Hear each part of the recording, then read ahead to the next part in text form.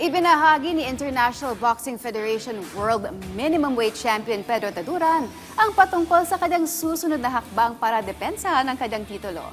Para sa detalye, ihahatid yan ng ating teammate na si Paulos Salamatin. Kinumpirma ni International Boxing Federation o IBF World Minimum Weight Champion Pedro Taduran ang magaganap na title rematch katapat ang Japanese fighter at former IBF Strawweight Champion na si Ginjiro Shigeoka sa darating na ika-24 ng Mayo sa Osaka, Japan.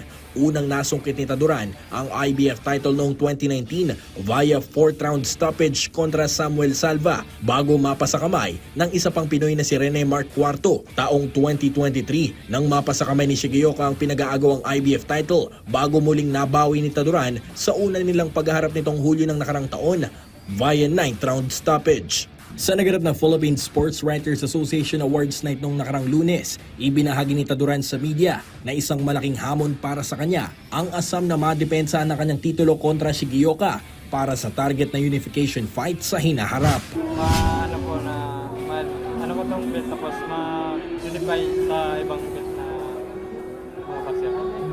Sa kabila nito, kumpiyansa pa rin si Taduran sa magaganap na laban dahil kabisado na umano niya ang galaw ni Shigeoka base sa kanilang unang pagharap noong nakarang Hulyo. Kasi naano ko na din yung lakas niya namin na nasubukan ko na rin po. Hindi ko po masasabi na knockout pero pag bubutayan sa training para kung ano man ang yan. Sa ngayon, balik ensayo na muli si Taduran para sa asam na madepensa na kanyang IBF title at mapanatili ang magandang kartada na may 17-4 win-loss record, 13 rito natapos via knockout. Paulo Salamatin para sa Atletang Pilipino, para sa Bagong Pilipinas.